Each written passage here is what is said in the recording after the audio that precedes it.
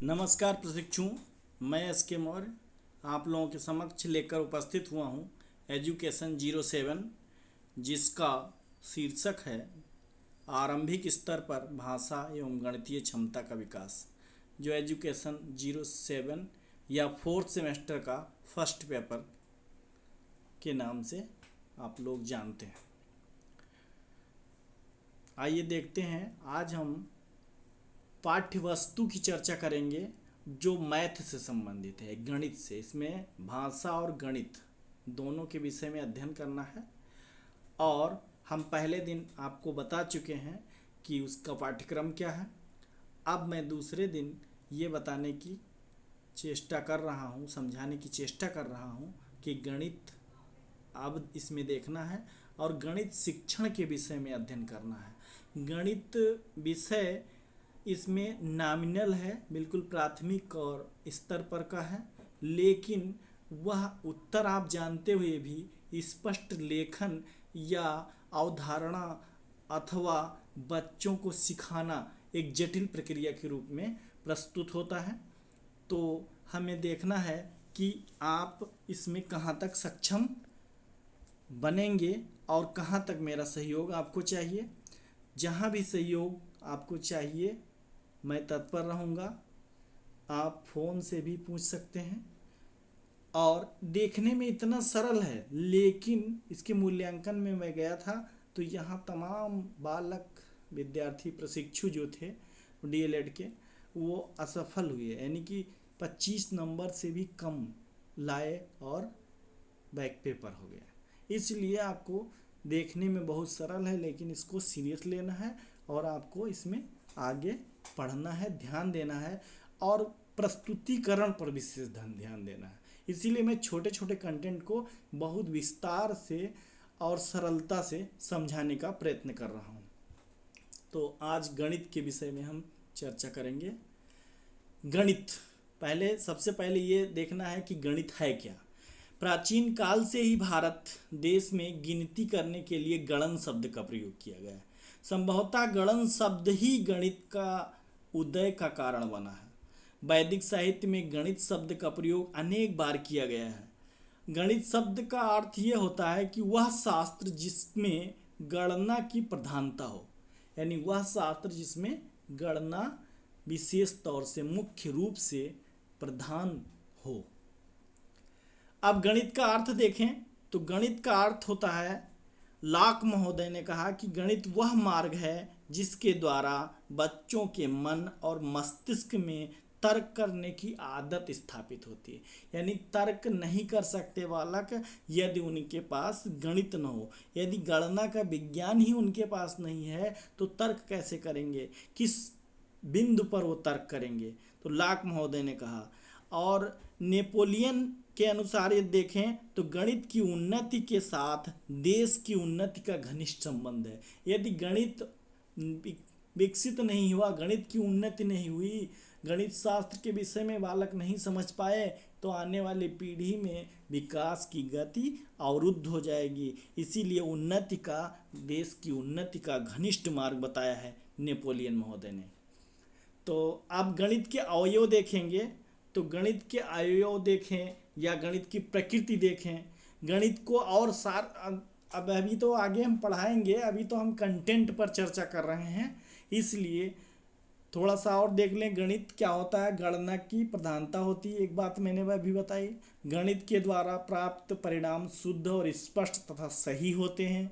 गणित सुव्यवस्थित है, संगठित है और क्रमबद्ध विज्ञान है। गणित के द्वारा तर्क करने की आदत विकसित होती है। गणित विषयों की प्रगति का विज्ञान है। सभी विषय इस पर आधारित हैं। यदि गणित नहीं है, कैलकुलेशन नहीं है, तो कोई विषय में प्रगति संभव नहीं हो सकती। गणित की प्रकृति देखें तो गणित के अंतर्गत पद यानी टर्म, प्रत्यय, सूत्र, संकेत, सिद्धांत आदि सब आते हैं। गणित में हम सम, विषम, मापन, मूल्यांकन आदि का भी अध्ययन करते हैं। इसके द्वारा विद्यार्थी के अंदर आत्मविश्वास पैदा होता है, वस्तुनिष्ठता आती है, आत्मनिर्भरता आती है। गणित सभी विषय यानी विज्ञान हो, सामाजिक विज्ञान हो, कला हो, साहित्य हो आदि सबके आधार रूप में स्थित है, जिसे गणित के ज्ञान के बिना समझना भी संभव नहीं होता है। तो गणित की संरचना देखें तो गणित प्रत्येक विषय के उद्देश्य की संरचना होती है, उसी प्रकार से गणित विषय की भी संरचना है। उस विषय की सत्यता, मान्यता, पूर्व कथन उसी क्रम में घटती जाती है जिस क्रम में उसकी संरचना के आधार पर प्रत्येक विषय की प्रकृति निर्धारण किया जाता है तथा उसको पाठ्यक्रम में स्थान दिया जाता है। गणित की संरचना के बारे में हम देखें तो गणित की अपनी भाषा होती है। भाषा का तात्पर्य गणितीय पद होते हैं, गणितीय प्रत्यय होते हैं, सूत्र, फार्मूला, सिद्धांत, संकेत आदि सब इसमें शामिल है। गणित में संख्याओं, स्थान, दिशा, मापन, मापतोल अभी मैंने बताया कि का भी विशेष स्थान होता है। यह संपूर्ण वातावरण में पाई जाने वाली वस्तुओं के परस्पर संबंध तथा संख्यात्मक निष्कर्ष के रूप में उत्पत्ति इसकी हुई है। गणित की संरचना, नियम, सिद्धांत, सूत्र ऐसे होते हैं जिनसे सत्यता की जांच यानी वेरिफिकेशन किसी भी विषय तथा समय पर की जा सकती है। ये तो आपका हो गया गणित, गणित का की प्रकृति, गणित का अर्थ, गणित की परिभाषाएं, ये मैंने संक्षेप में बताया है। अब गणित के अवयव देखें तो इसी से निकल के आ जा रहा है कि संख्या है, गुण है, संचालन उसका कैसे होगा, मापन है, मेजरमेंट, ज्यामिति जैसे रेखा, त्रिकोण, आयत, गोला, आयामी, आंकड़े, स्थानांतरण, लंबवत, बहुभुज, कोण, ये सब शामिल है इसमें। डेटा विश्लेषण की संभावना, बीज गणित, अंक गणित है ना, ये सब इसमें शामिल है। ये सब अवयव हैं गणित के।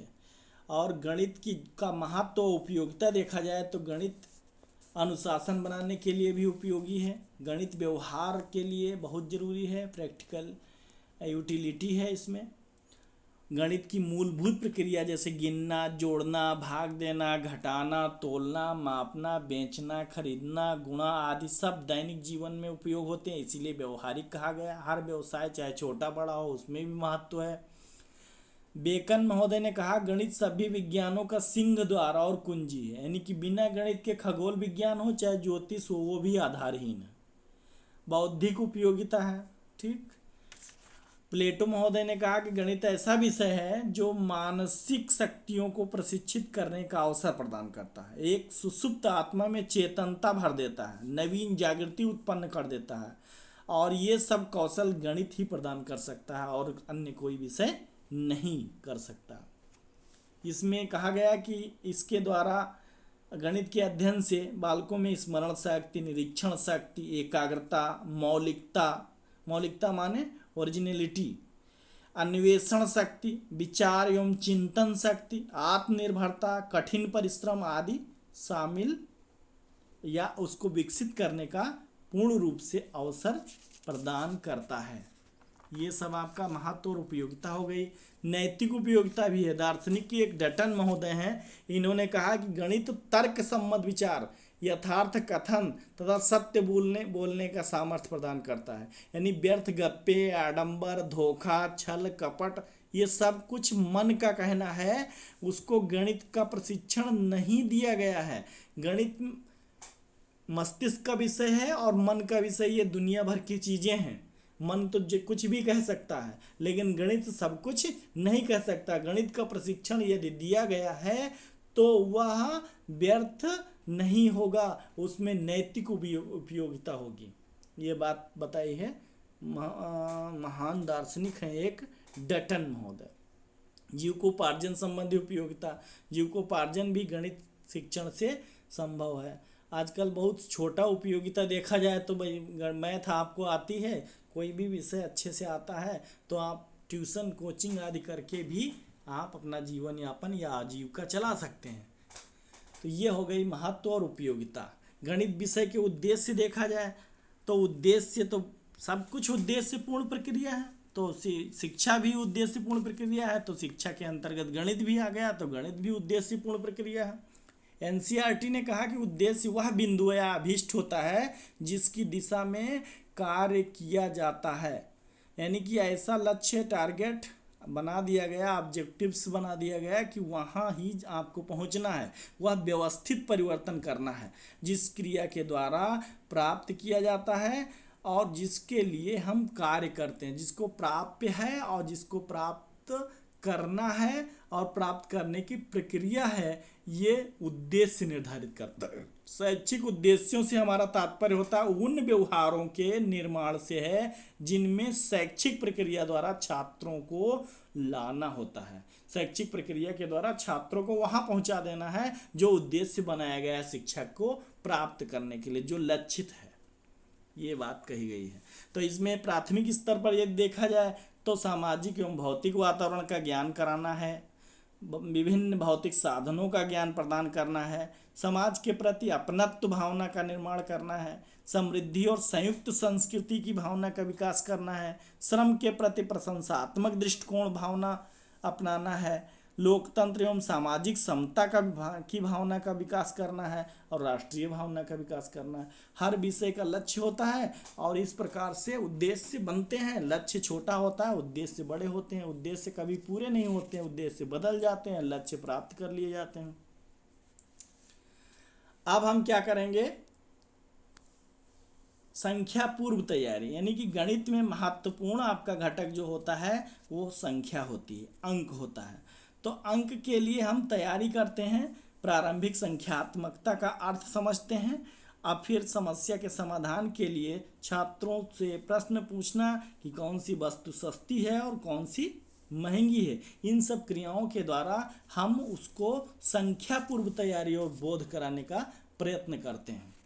जैसे सूचना को समझने और विश्लेषण के लिए, यानी सूचना में क्या लिखा है, हमारी टीम को जीतने के लिए कितने अंक चाहिए और कितने अंक प्राप्त हुए हैं, ये विश्लेषण संश्लेषण किया जाएगा तो उसको गणित के प्रति भाव और बोध और तैयारी उत्पन्न हो जाएगी। पैटर्न को समझने के लिए, यानी कि 24 के बाद कौन सा नंबर आता है, 23 के पहले कौन सा नंबर आता है, 9 के पहले क्या होता है, आपके बगल वाले घर का मकान नंबर क्या है। चुनाव या तुलना की योग्यता विकसित करने हेतु छात्रों से निम्न प्रकार के प्रश्न हम पूछ लेते हैं, जैसे कौन सी बाइक अच्छी है और कौन सी खराब है। ये सब चीज़ें हम संख्या पूर्व तैयारी एवं बोध के लिए करते हैं। और ये आरंभिक स्तर पर गणित में शिक्षण देने के लिए योग्य सावधानियों की आवश्यकता होती है, और जो सावधानियां हों वो कौन कौन सी होनी चाहिए। गणित का शिक्षण छात्रों के मानसिक स्तर के अनुकूल होना चाहिए, पहली बात। दूसरी बात, प्रारंभ में गणित समझाने के लिए मूर्त वस्तुओं का, खेल आदि की सहायक सामग्री का प्रयोग करना चाहिए।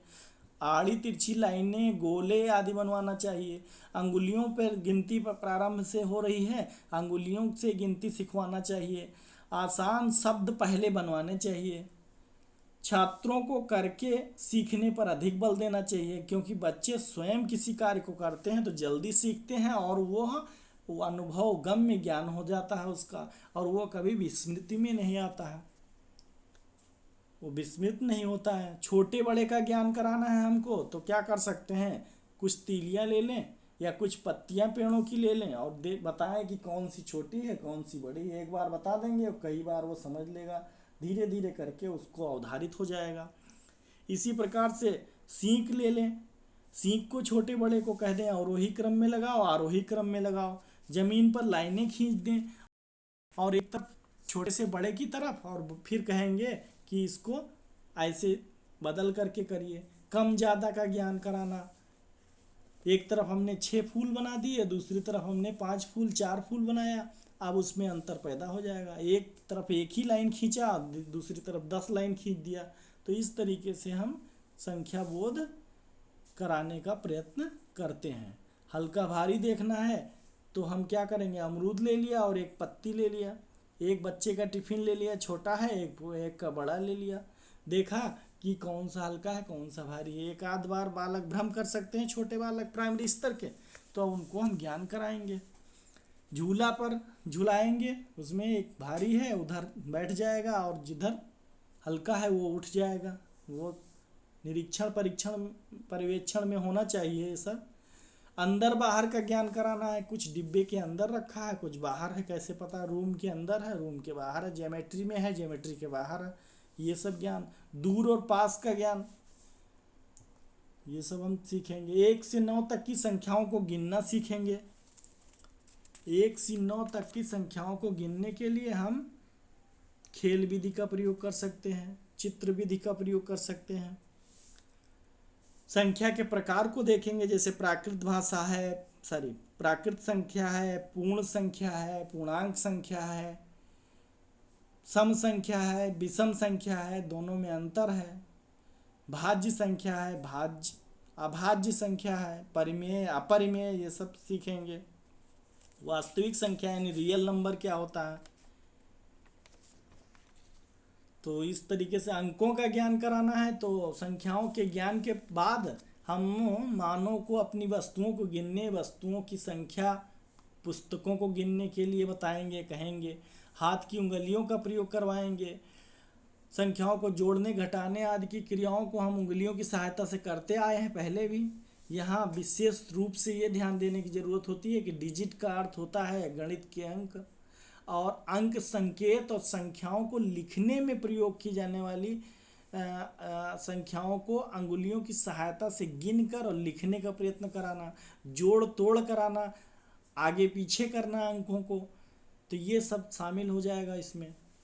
फिर गिनती सिखाने से संबंधित सावधानी कौन कौन सी रखेंगे हम।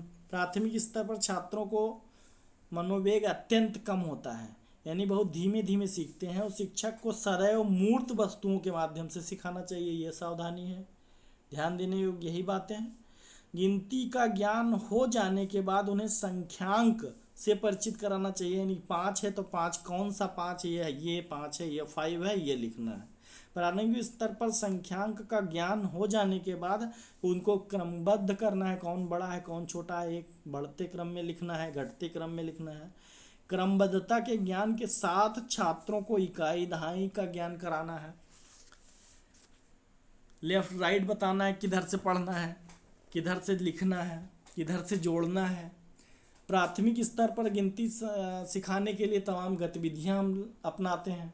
गतिविधियों में हम पहला काम करते हैं, कंकड़ इकट्ठे करके और बने हुए फलों पर रख सकते हैं, कि जैसे हमने कंकड़ रख दिया, एक तरफ फल बना दिया और कह दिया कि जितने कंकड़ फल हों उतने कंकड़ रख दीजिए।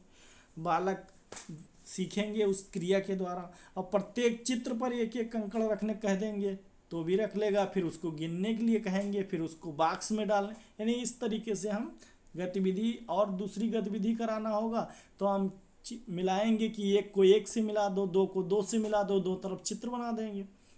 गिनो और अंक को पहचानो, गिनो और लिखो, अंक को पहचानो, सही अंक को हम टिक करो, ये सब हम करा सकते हैं। और उनको लिखना सिखाएंगे। लिखने में हम आड़ी तिरछी गोल आदि लाइनों को, आयताकार लाइनों को, त्रिकोण लाइनों को बताएंगे कि इस तरीके से बनाना सीखिए। फिर धीरे धीरे उसकी गतिविधि करा देंगे। गतिविधि फिर कविता के द्वारा हम बच्चों को सिखाएंगे। कविता के द्वारा कैसे सिखाएंगे? एक था राजा दो थी रानी, कहानी आप लोगों ने सुनी होगी। 3 थे बेटे। इसी तरीके से एक राजा की बेटी थी, 2 दिन से बीमार पड़ी, 3 बड़े लय धुन के स्वर के साथ, 3 डॉक्टर सुनकर आए, 4 दवा की पुड़िया लाए, 5 बार घिस गरम कराई। ये सब हम करते रहेंगे। फिर और कुछ ऐसे तमाम गतिविधियां हैं, तमाम कविताएं हैं। 1 2 3 4 माता जी की जय जयकार कहते ही रहते हो। आज शनि है कल इतवार, 5 6 7 8 याद करूंगी या करूंगा कह दो सारा पाठ। इसके आगे 9 और 10 हो गई गिनती पूरी बस। इस तरीके से। फिर क्या है अगला हमारा क्या था? व्यवस्थीकरण क्रम सिखाना। अभ्यास कार्य द्वारा संख्या क्रम। अभ्यास कार्य द्वारा हम संख्या क्रम बताएंगे कि क्रम क्रम का मतलब 1 2 3 4 5, यानी कि कौन सा बाद में आएगा कौन सा पहले आएगा, कुछ विलुप्त कर देंगे। अभ्यास में हम बाद की संख्या लिखने कह देंगे, किसी में पहले की संख्या लिख के कहेंगे, किसी में बीच की संख्या को गोला बनाने कहेंगे, किसी में इस संख्या को पहचानने कहेंगे, किसी में आइसक्रीम बना दिया आइसक्रीम गिनो। इस तरीके से हम गिनवाएंगे और ये सब गतिविधियों में शामिल होगा। आरोही अवरोही बताना है, उसको भी सिखा सकते हैं, सिखा देंगे।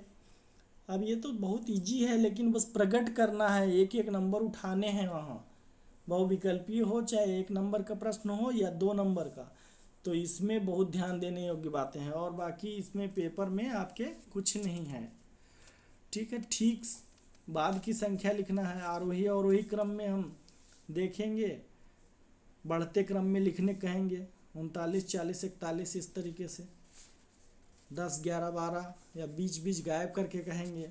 जैसा उनका स्तर बालकों का होगा उसी प्रकार से हम घटते क्रम में लिखने कहेंगे। गणितीय संक्रिया, गणितीय संक्रिया में हम क्या कराएंगे, जोड़ घटाव गुणा भाग कराते हैं।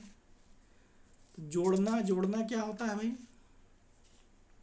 4 मूल संक्रियाएं हैं, आपको पता होगी, जोड़ना, घटाना, गुणा करना, भाग करना। जैसा कि मेरा स्वभाव ही है कि मैं पहले दिन ही कोर्स खत्म कर देता हूँ, चाहे पाठ्यक्रम हो चाहे पाठ्य वस्तु बताते हैं, यानी पूर्ण से अंश की ओर और सरल से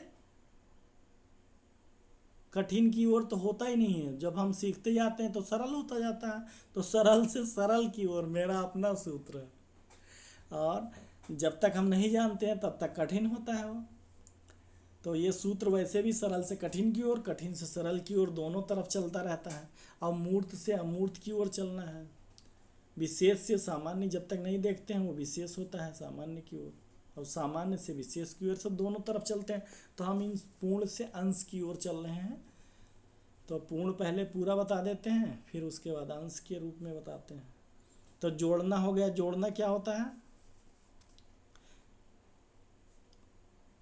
एक वस्तु को लेकर जब एक एक करके मिला करके उसको समूह बना लेते हैं, और उस समूह को क्या कहते हैं या कितना कहेंगे, वही तो जोड़ है। छात्रों को पहले छोटी छोटी संख्याओं को का जोड़ देते हैं, और उसके बाद उनके मस्तिष्क में अवधारणा जब स्पष्ट हो जाती है तो लिखने का तरीका बताते हैं। पेंसिल, चाक, फल, गंदे, कंकड़, गेंद, कंकड़, कंचे आदि का हम प्रयोग करते हैं, कहानी का प्रयोग करते हैं, खेल का प्रयोग करते हैं, और इनसे गिनने का या जोड़ने का पैटर्न सिखाते हैं। जोड़ सिखाने के लिए हम शिक्षक को सदैव तत्पर रहना चाहिए, उसकी सहायता करना चाहिए, नहीं तो अवधारणा ठीक से डेवलप नहीं करेगी, कंसंट्रेट नहीं होगा, वो धारणा गलत धारणा यदि धारण कर लेगा तो वह सदैव उसमें असफल होता रहेगा। और छात्र से गिनकर उसका उत्तर जोर आवाज़ से देने को कहना चाहिए, जिससे कि उसका जो डर है निडर हो जाए, वो जो क्या करे, आत्मविश्वास उसके अंदर बढ़े, पुनर्बलन उसका किया जा सके। कविता के माध्यम से जोड़ सिखाना है तो कैसे सिखाएंगे, एक हरा तोता नाच रहा था, एक और आ गया तो अब कितने हो गए, 2 तोते दाना रहे बीन, एक और आ गया तो अब हो गए क्या, 3। इस तरीके से जोड़ सिखाना। पहले माचिस की तीलियों से जोड़ना सिखाएंगे, और तमाम प्रकार की पहेलियों से वाक्य पर आधारित जोड़ सिखाएंगे। 2 अंकों वाले जोड़ सिखाएंगे, हासिल वाले जोड़ सिखाएंगे, बिना हासिल वाले पहले सिखाएंगे, फिर हासिल वाले सिखाएंगे। हासिल मतलब कैरी करना, जिसमें हम 9 और 9 मान लीजिए जोड़ते हैं, यहाँ पे लिख के बता सकते हैं हम। 9 हो गया ये, और ये हम लिख नहीं पाते हैं, 9 और 9 क्या हो गया, 18। तो ये तो लिख ही दोगे, लेकिन मान लीजिए यहाँ और जुड़ा होता तो क्या करते हैं, ये 18 हो जाता और ये 2 हो जाता। इस तरीके से, अरे आप सब जानते ही हैं, शिक्षक होने जा रहे हैं, 4th सेमेस्टर में हैं। तो ये हो गया आपका। नेक्स्ट है घटाना। घटाना क्या होता है भाई? घटाना तो समझना चाहिए। यही तो कठिनाई आपको होगी वहाँ लिखने में। शिक्षक घटाने की अवधारणा को स्पष्ट करने के लिए वस्तुओं के समूह से दो वस्तुएं जैसे हटा लिया और हटाने के बाद बताता है अब गिनिए कितनी हुई। अब उसी को हम कैसे करेंगे, कैसे लिखेंगे? मान लीजिए 28 है, उसमें 15 माइनस कर दिया, तो इस तरीके से जो 13 बचा, ये आपको कैसे करना है और उसकी अवधारणा को कैसे उसको समझना है, भाव में उसको लेना है, अवधारित करना है। फिर गतिविधि के द्वारा हम सिखाएंगे। गतिविधि में कर सकते हैं कि एक सर्किल बनाएं और चारों तरफ बैठा दें बालकों को, और मान लो कि संख्या 25 हो जाए तो 2 घटाते जाएं, 2 घटाते जाएं, 2 घटाते जाएं, आप फिर देखिए कितने बचते हैं। इसी तरीके से गिनती बच्चा सीखता जाएगा। बच्चों को 2 समूह बना दें और बराबर बराबर कंचे दे दें, और उसके पश्चात लूडो का पासा लेकर एक समूह को चलने को कहें और दूसरा पासा दूसरा समूह के पास हो, और ये उसी पासे के आधार पर जितनी बार वो पासा फेंके उतनी बार कंचे उधर बगल में रखते जाएं। इस तरीके से गणना या घटाना सीख जाएंगे, कितनी चाल बच गई है, कितनी बाकी है। एक समूह ने दूसरे समूह से कितनी ज़्यादा बार मैच जीता या हारे। चित्रों को काट कर बताना। 10 जगह गोले बना दिया है और उसको हम काट दे रहे हैं 2, और बताइए अब कितने हैं। तो बालक काउंट करेगा, अब काउंट करेगा समय ज़्यादा लगेगा, तो हम कहेंगे ये 10 रखा, इसके नीचे कितना 2 माइनस करना है, तो 2 घटाइए, 0 में से नहीं जाएगा तो हासिल वाला जोड़ आ गया। वाक्यों पर आधारित घटाने के सिखाना, प्रश्न के माध्यम से घटाने के सिखाना। यानी कुसुम के पास 10-10 मोतियों वाली मालाएं थी और 3-3 मोती उसमें अलग से जोड़ दिए गए या लगा दिए, निकाल लिए गए, तो बताइए क्या हुआ, कितनी मालाएं, कितनी मोतियां बची और कितनी कम पड़ी। इस तरीके से हम बता सकते हैं।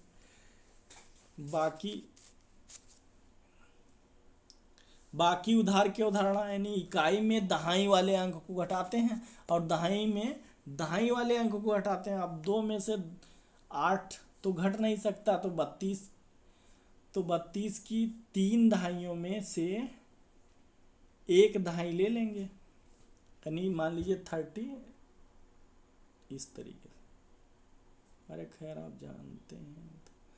और यहाँ पे 18 घटाना है, माइनस कर दिया। हम लिख नहीं पाते हैं भाई, आप लोग समझ लीजिएगा।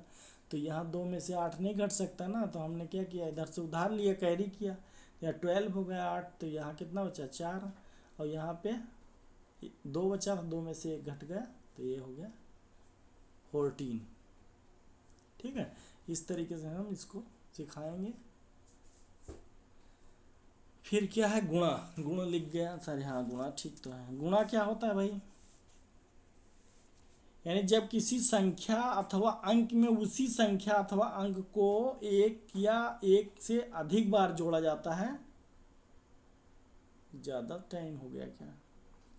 तो उसे गुणा कहते हैं। यानी कई बार जब हम उसी संख्या को बार बार जोड़ते जाएंगे तो गुणा कहेंगे। यानी 2 गुणे 4 कह दिया गया तो 8 हो गया, 2 गुणे 10 कह दिया गया तो 20 हो गया। इस तरीके से गुणा है। वस्तुओं के द्वारा गुणा कर सिखा देंगे। जैसे मान लो एक लाइन में 10 पेड़ थे और दूसरी लाइन में 5 लाइनें ऐसे हैं, तो हम कैसे कर देंगे, ये सब हो गया। पहाड़े का ज्ञान, यानी अपवर्त जिसको कहते हैं, यानी कि उतना उतना उतना उतना प्लस करते जाना, तो ये पहाड़ा बन जाता है 10 तक। फिर शून्य का ज्ञान, शून्य तो बहुत महत्वपूर्ण है, शून्य का ज्ञान कराना बहुत जरूरी है। भाग रह गया, भाग भी है इसमें आपके कंटेंट में। शून्य का ज्ञान जो होता है, वो शून्य का आविष्कार जो हुआ है वो निश्चित रूप से कुछ कहा नहीं जा सकता कहाँ हुआ है, लेकिन इसका सब मान्यता है कि भारत में इसकी खोज हुई है। पहले शून्य का आविष्कार हुआ, पहले क्या हुआ होता था कि गड्ढों में कौड़ियाँ रखकर बड़ी संख्याओं का लेखा जोखा करते थे। इस पद्धति के अनुसार जहाँ पे खाली स्थान हो जाता था उसे शून्य मान लिया गया, और आगे चलकर दार्शनिक स्थान मान सिद्धांत और शून्य का सांकेतिक चिन्ह भारत का अमूल्य योगदान हो गया और गणित के विकास में मील का पत्थर सिद्ध हुआ। यह स्पष्ट नहीं हो सका कि किस भारतीय ने सर्वप्रथम इसको लिखना प्रारंभ किया।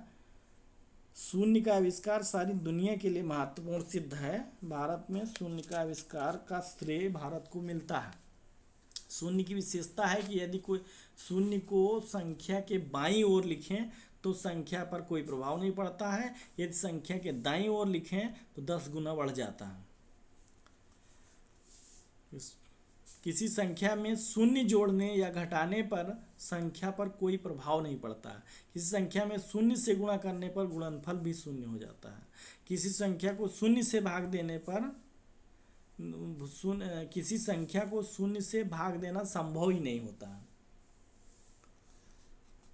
शून्य के किसी स्थान पर होने पर उसका स्थानीय मान भी शून्य हो जाता है।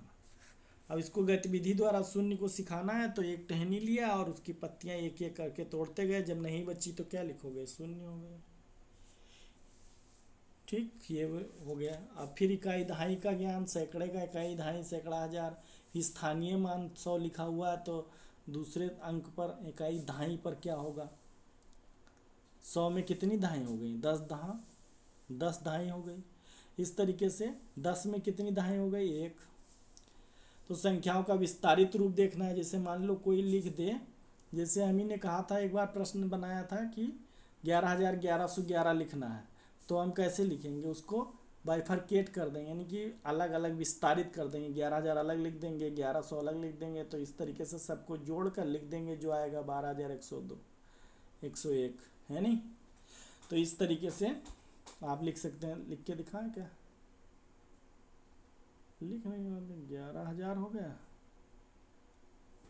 और 1100 हो गया, 11 हो गया। अब इसको जोड़ेंगे तो कितना आ जाएगा? 1 1 1, यहाँ 2 हो जाएगा और यहाँ 1 हो जाएगा। तो 12,111 हो जाएगा। ठीक, तो ये हो गया विस्तारित रूप। नेक्स्ट, सारा कंटेंट आपका मैथ से संबंधित समाप्त हो गया। धन्यवाद। और मेरा ये पूर्ण से अंश की ओर है। अब एक एक अंश की चर्चा अगले वीडियो में होती रहेगी और आप ध्यान लगाकर पढ़ते रहिए। सभी सफल हों, यही मेरी शुभकामना है।